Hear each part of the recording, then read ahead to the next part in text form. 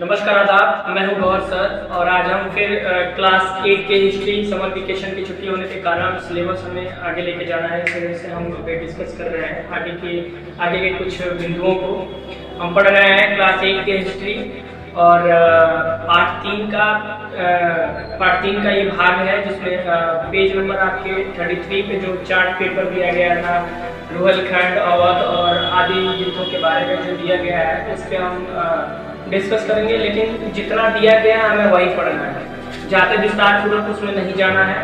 तो जो तथ्य और जो फैक्ट हमारे बुक में अवेलेबल हैं वो चीज़ें हम आपसे डिस्कस करेंगे।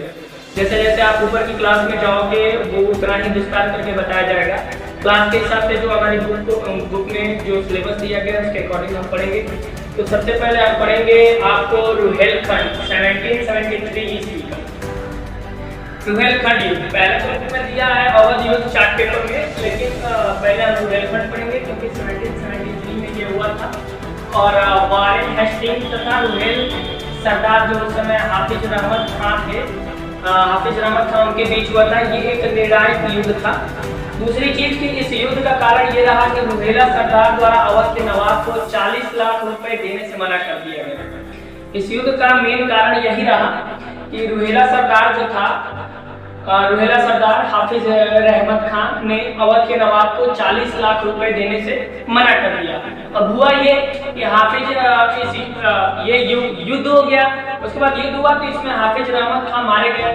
रोहिलखंड के ज्यादातर भाग अवध राज्य में जाके मिल गए। अब यहाँ पे एक चीज समझने की जरूरत है, यहाँ पे रोहिलखंड जो साम्राज्य था उसका क्या हो गया, पतन हो गया यहीं से। और नया जो रामपुर जो रियासत होती है उसकी स्थापना यहीं पे होती है। रोहिलखंड जो राज्य था, जो शासन था वो खत्म हो गया। तो हम हाफिज रहमत खान के मृत्यु के बाद रोहिलखंड के ज्यादातर भाग अवध राज्य में मिला दिए गए और उसके बाद बचा जो शेष भाग था तो उसमें रामपुर की रियासत स्थापित कर दी गई। यानी रामपुर की एक नई रियासत बनी, रामपुर बना।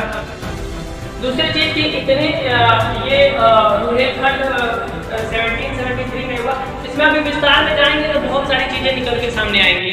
बहुत युद्ध हुए हैं अभी इसमें। फिर अभी हम बात करेंगे अगर अवध युद्ध की। अवध युद्ध लखनऊ यानी लखनऊ के नवाब वाजिद अली शाह से जुड़ा हुआ। 1856 ईस्वी में ये शुरू हुआ। 1856 ईस्वी में अवध का युद्ध ये। तो ये युद्ध हुआ लॉर्ड डलहौजी तथा नवाब वाजिद अली शाह के बीच। किसके बीच हुआ? लॉर्ड डलहौजी और नवाब वाजिद अली शाह के बीच। नवाब वाजिद अली शाह नवाब रहे 1847 से लेकर 1856 तक। 1847 से लेकर 1856 तक। और अवध का युद्ध ये 1856 में लॉर्ड डलहौजी पर ध्यान सुनिए, लॉर्ड डलहौजी तथा नवाब वाजिद अली शाह के बीच। स्कूल खुलते ही मैं आप लोगों से ये चीजें पूछूंगा, इसलिए आप लोग इसको याद कर लेंगे। ये युद्ध का कारण क्या रहा? नवाब वाजिद अली शाह पर कुशासन एवं आक्रमणीयता का आरोप लगाया गया। नवाब वाजिद अली शाह पर क्या आरोप लगाया गया है? कुशासन एवं आक्रमणीयता का आरोप लगाया गया है। उसके बाद ये युद्ध हुआ है, ठीक। उसके बाद इस युद्ध का परिणाम क्या हुआ? युद्ध का परिणाम हमारा ये हुआ कि अवध राज्य को अंग्रेजी राज्य में मिला लिया गया।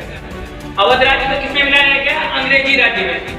उसके बाद एक संधि होती है जिसको फैजाबाद संधि बोलते हैं। अंग्रेजों को 22.5 लाख रुपए कर के रूप में दिए गए। किसके रूप में दिए गए? 22.5 लाख रुपए अंग्रेजों को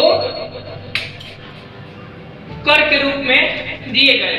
वहीं आगे इसमें ये होता है कि नवाब वाजिद अली शाह को कोलकाता में नजरबंद कर दिया गया और उसे जीवन निर्वाह के लिए 12 लाख रुपए सालाना पेंशन दी गई।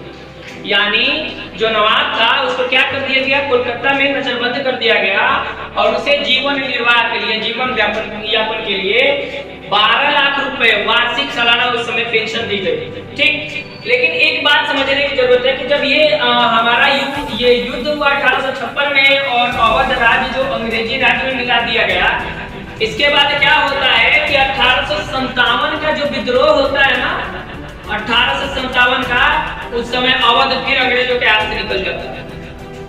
अंग्रेजों के हाथ से अवध फिर उस समय क्या होता है? निकल जाता है। और उस समय किसको विद्रोहियों ने राजा बनाया है?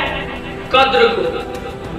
राजा किसको बनाया है? कद्र अभी हम इसके बारे में पूरा आपको विस्तारपूर्वक नहीं पढ़ना है, जितना आपको हमारी बुक में दिया है हमें उतना ही पढ़ना है।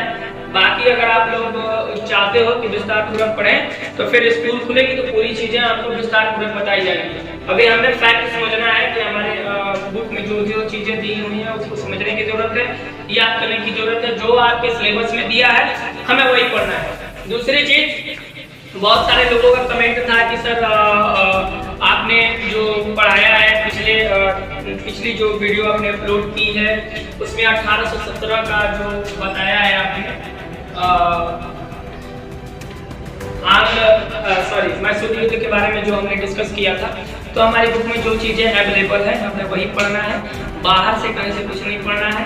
जो हमारी बुक में जो चीजें लिखी गई हैं वही हमें पढ़ना है। हाँ, एक आप लोगों से रिक्वेस्ट ये है कि जो भी चीजें लिखवाई गई हैं या ग्रुप में जो भी चीजें शेयर की जा रही हैं आप एकदम बिल्कुल उसको पढ़िए, उसको तैयार करिए, ताकि स्कूल खुलने के बाद जब हम आप लोगों से हमारी मुलाकात हो तो हम जो चीजें आपसे सुने वो बिल्कुल आप एकदम फराटेदार एकदम बोले, बताएं, उसको एकदम अच्छे तरीके से सुनाएं।